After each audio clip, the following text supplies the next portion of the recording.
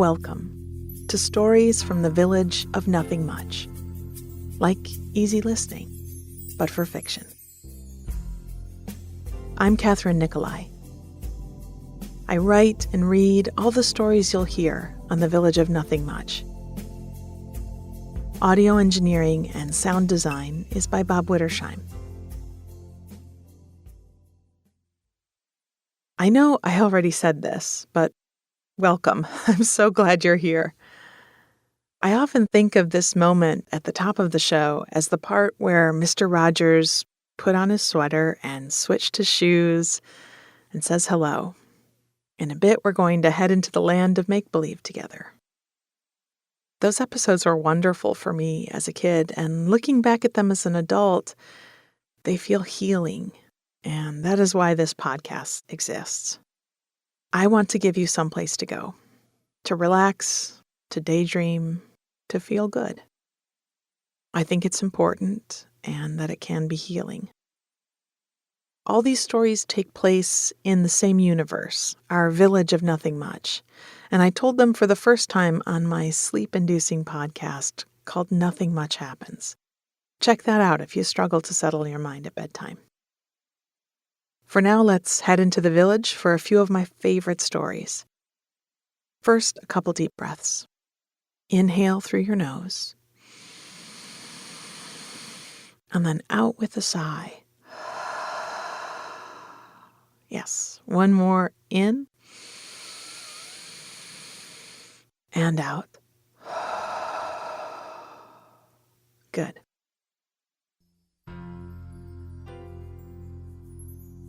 Our stories today highlight some of the loveliest, simple pleasures of the spring. A walk, a road trip, a day in the garden. We'll start with one of my all-time favorite stories, and one that inspired me to write a whole book, coming soon. It's called Old Houses, and if you've ever walked through a neighborhood and wondered about the stories of the houses you see, the people who have lived there, well, it's for you. Then we'll load up the car and head out to the Hideaway for some time at the cabin. Finally, we'll gather our trowels and seed packets and pace out the garden in spring at the Allotment.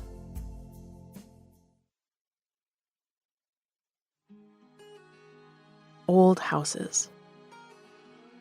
On my walk today, I took a turn I hadn't taken before and found myself strolling past old stone houses with wide front porches and side lots devoted to flower gardens. The sidewalks were a bit cracked and uneven, misplaced by the thick roots of trees that must have been planted well over 100 years ago. Do you play this game? Walking in an old neighborhood and imagining a story about the people who've lived in the houses, what they'd gotten up to, who they'd written in their diaries about, and what they'd eaten for breakfast on sunny Saturday mornings. There was a house set well back from the street with a neat green lawn framed by an ornate black iron fence. There were twisty flourishes shaped in the metal where the posts connected to the crossbeams, some like leaves and some like petals. And I thought about how someone had come up with the design and crafted it, and how long it had lasted, and that it was still beautiful. In the side yard of the house was an ancient giant of a tree, an oak who was just beginning to bud as he had done so many springs before. A bedroom window just beside a long, sideways jutting branch was open a few inches, and the curtains inside were shifting a bit with the breeze.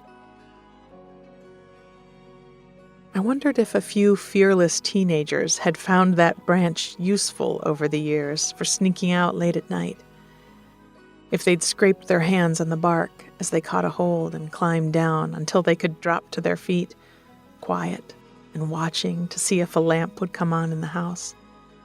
And when it didn't, smiling excitedly in the darkness and rushing off to find some adventure.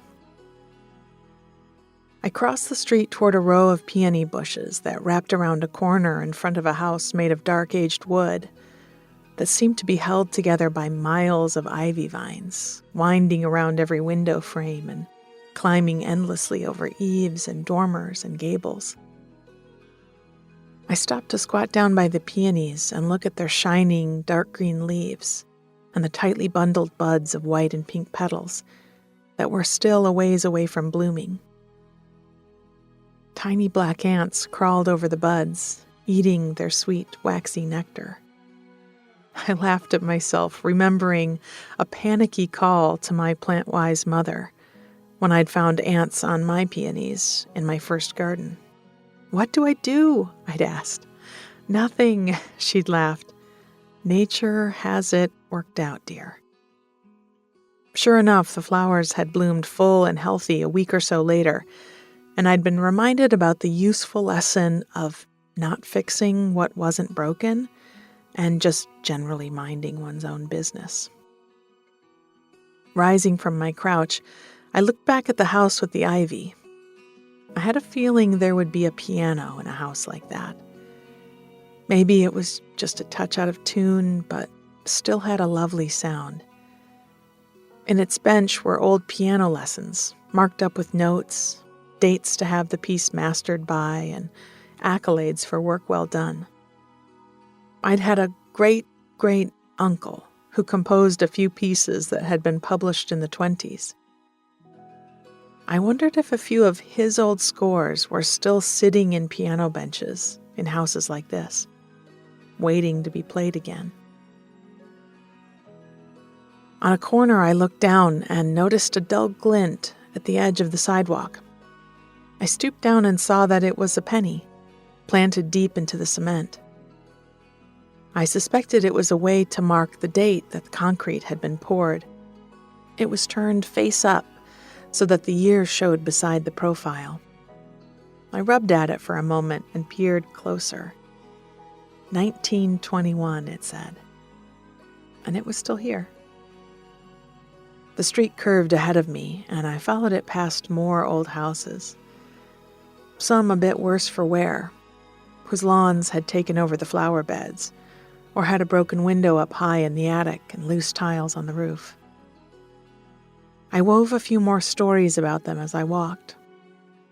This one was the one that all the kids dared each other to approach on Halloween night, with its dark, deep-set doorways and dusty cobwebbed window panes. Across the street there was a tall Victorian painted in bright shades of yellow and pink, with a small turret on the top floor and windows of stained glass. There were a dozen steps up to the front porch, and each baluster was painted in a complex repeating design. I thought that it must have been the house of a wise old aunt. You'd go for advice, and she'd set you down and listen to you as she poured tea into matching cups. And after you'd got it all off your chest, she'd quietly sit with you and tilt her head a bit to the side, and you'd realize you already knew just what you needed to do. You'd fly down her front steps, calling your thanks over your shoulder, and rush off to take the job or confess your love or pack your bags. There was a serious-looking house, with sharply trimmed shrubs framing the gardens and dignified urns of flowers on stone pedestals at the front door. But at the edge of the drive, cut into a stone ledge, I found a tiny fairy garden with a miniature house and succulents and very small stepping stones that reminded me of the kind I found by the lake and skipped into the water. I looked back up at the house and gave it a friendly wave that likely no one saw. These old houses held so many secrets and stories, and when you bumped into the small, beautiful details that could easily be missed, it felt like stumbling on a treasure. The twists in the wrought iron fence, the peonies waiting for the ants to finish their meal, the penny turned face up in the sidewalk, the carefully painted balusters, and the space set out for fairies to garden. I felt lucky to have seen them, to have not just rushed past. I'd keep taking new turns on my walks and see what else I could stumble upon.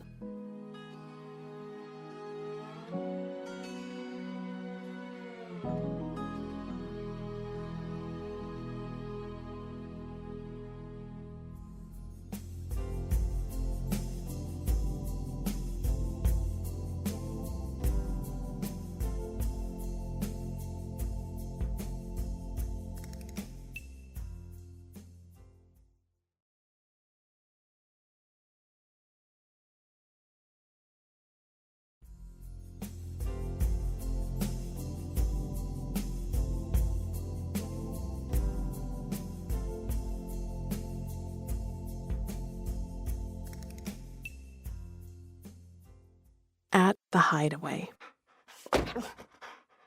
The car was packed.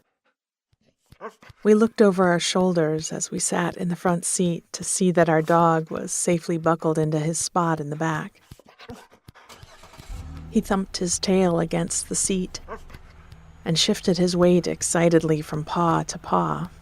He was ready to go, and so were we. We had clothes and food and books and everything we needed to hide away for a bit at the cabin. So we turned back toward the road and set out. The roads were clear and dry.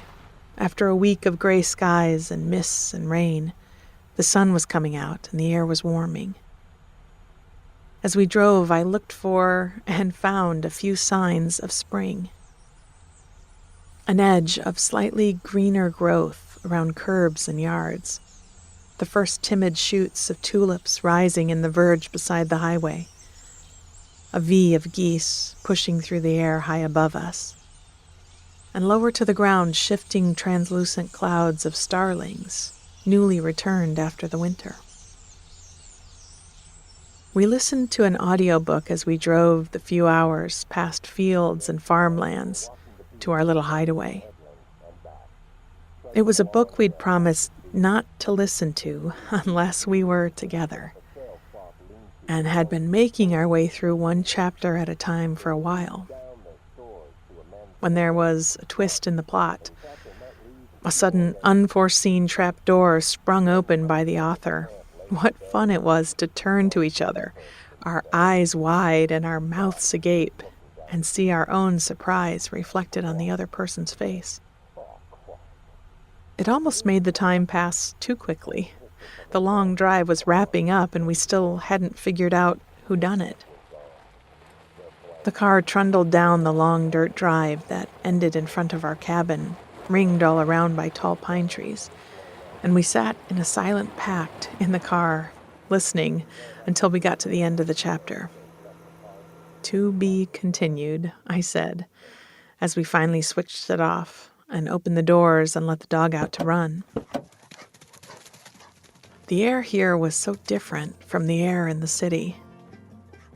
There I'd been scouring for signs of spring, but here it was apparent in every breath.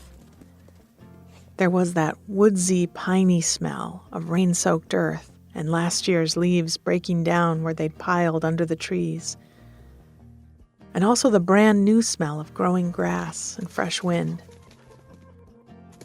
We unpacked the car as the dog chased through the cabin and back out into the open woods. We'd brought fresh foods to fill the fridge, but already had a well-stocked pantry here.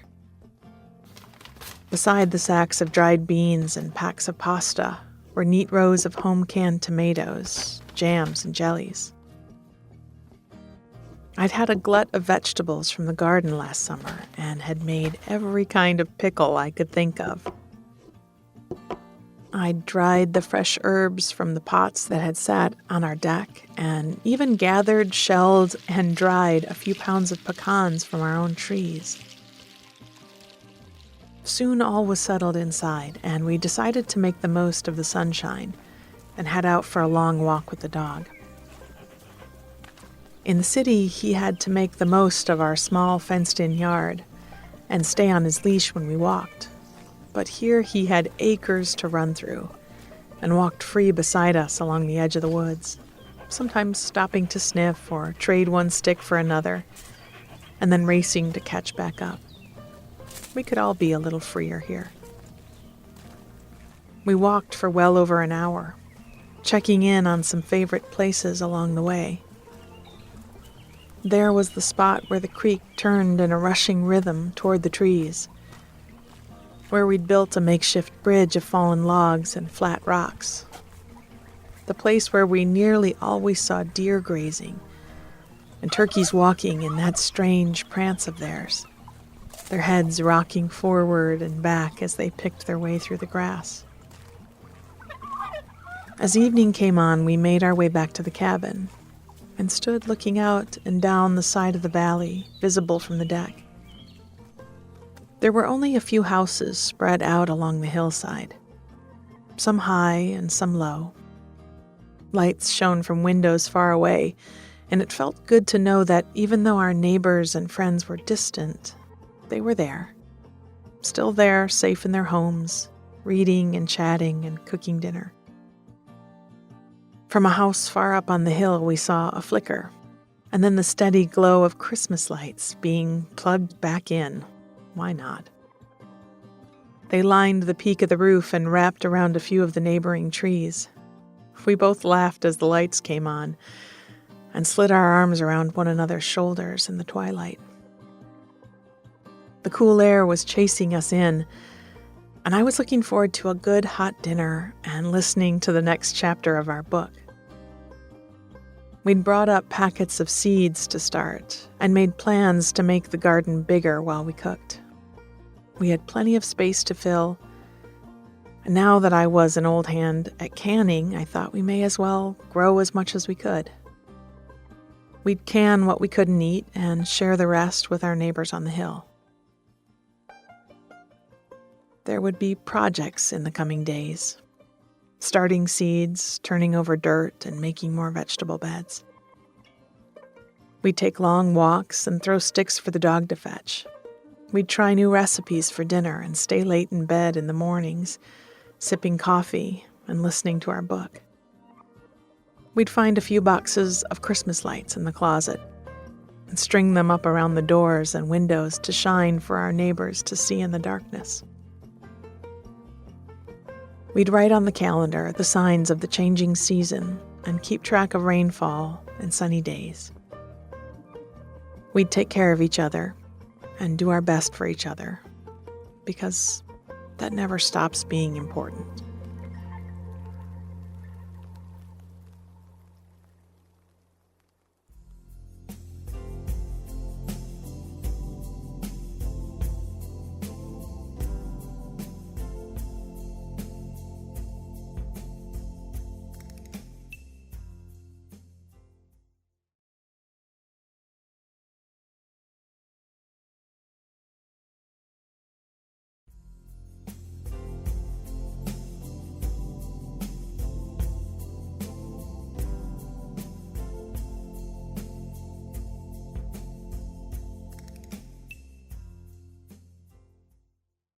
Spring at the Allotment. When I'd first seen the flyer, snow was still on the ground. I'd been coming out of my neighborhood market, a bag of groceries in my arms, and seen it pinned to a bulletin board. Community garden, plots available. It was decorated with someone's hand-drawn flowers and baskets of vegetables. I stood for a bit, booted, mittened, zipped into my heavy coat and wrapped in a scarf and hat, and dreamed about green things and blue skies.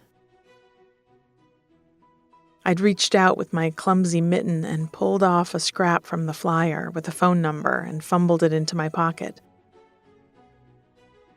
A few days later, when a friend was sitting at my kitchen table for a cup of coffee, I pulled it out and we'd made a plan. We, each of us, had a few hand-me-down garden tools and just a little bit of experience, but we also had a deep yen for becoming successful gardeners, and we figured our zeal would fill in the gaps of our knowledge. We divvied up the work. She'd go to the library and get us a few books on what was best to grow in our first year in this part of the world. And I'd have a long talk with my green-thumbed grandfather and borrow his almanac and seed catalogs.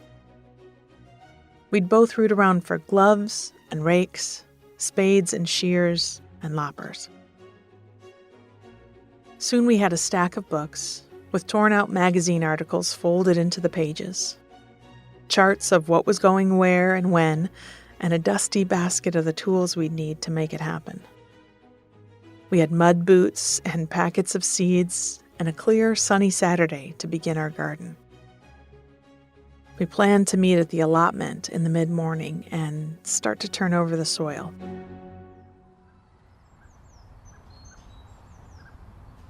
The day was bright and warming, and stepping out of the car, I could smell the clean scent of freshly tilled earth. We found our plot, sketched out in the soil with stakes and string, shook hands with the neighbors, tucked our hair into bandanas, and got to work. The soil was tilled and soft, but still needed to be evened out, and we broke up clumps of dirt with hands and hoes. We consulted our charts and walked off the sections. Here we'd plant the herbs, basil and oregano, lavender and rosemary, sage and thyme. Here we'd plant the runner beans and green beans. Here rows of lettuce, here tomato plants.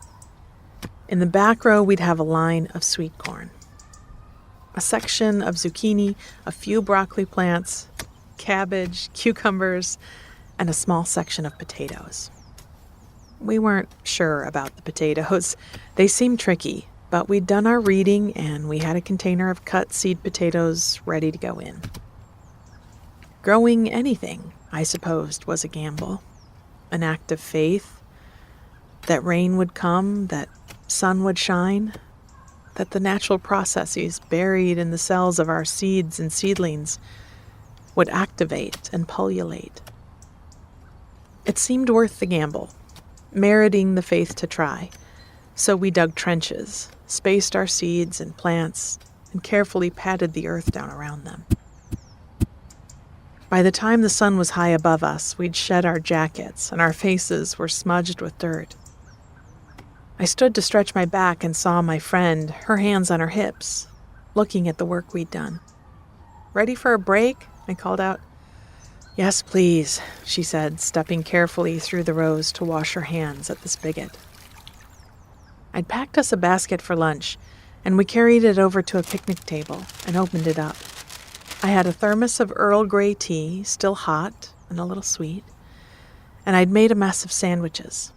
Thick slices of sourdough spread with spicy mustard and a tasty mix I'd made of mashed garbanzos, soft avocado, diced cucumbers and pickles, tahini and a bit of dill and lemon, plenty of salt and pepper. I'd layered it on bread with sprouts and tomato slices and wrapped them in tea towels. I had a few apples for us and a whole batch of my date bars, topped with a cardamom crumble, tucked in wax paper in an old cookie tin. It was more than we could eat, but I'd planned to use the extra to make some friends. In fact, a few minutes after we'd spread out lunch, the family from the next plot over sat down to share our table.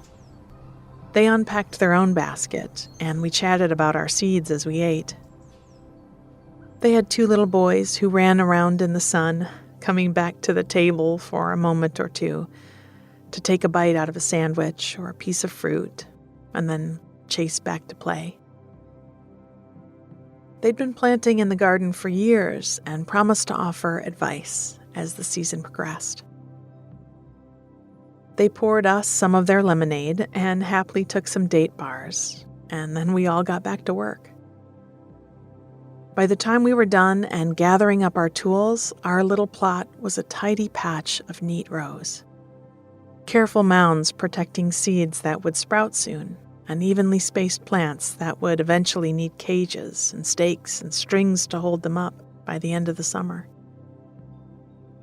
We stood and proudly admired what we'd done. We'll have vegetables coming out of our ears in a few months, she said. I guess we'd better learn how to can, I laughed. The next great adventure.